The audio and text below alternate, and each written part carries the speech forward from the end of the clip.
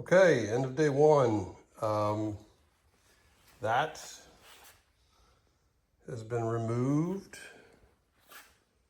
from that. Got engine harness left to contend with. I'll deal with that when I'm ready to really dig into the engine. No need to mess with that now. Got some of the ignition electronics and ECU out. I don't know, I'll look on Facebook Marketplace, see if there's any interest in something like that. I'm not sure what the market's like. But dash is clear. Back is all clean. Left the tails on the sender. The emergency shut off. We'll figure out where to put that. But looking a lot cleaner, that's for sure.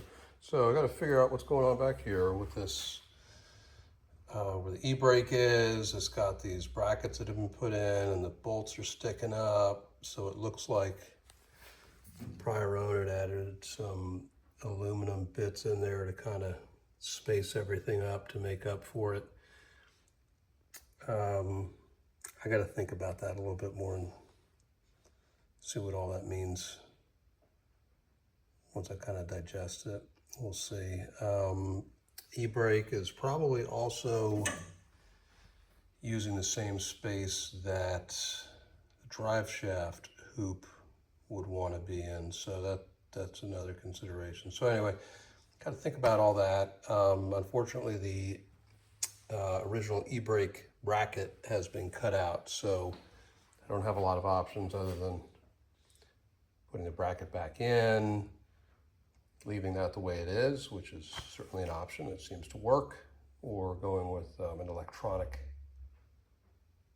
e-brake type setup, which prefer not to spend the money on something like that. But anyway, looking a lot better. Fix the radiator leak so it's not leaking on my floor anymore. But still need to fix the radiator. Anyway, there you have it. Day one. Easy stuff, mindless work. Take it easy, but take it.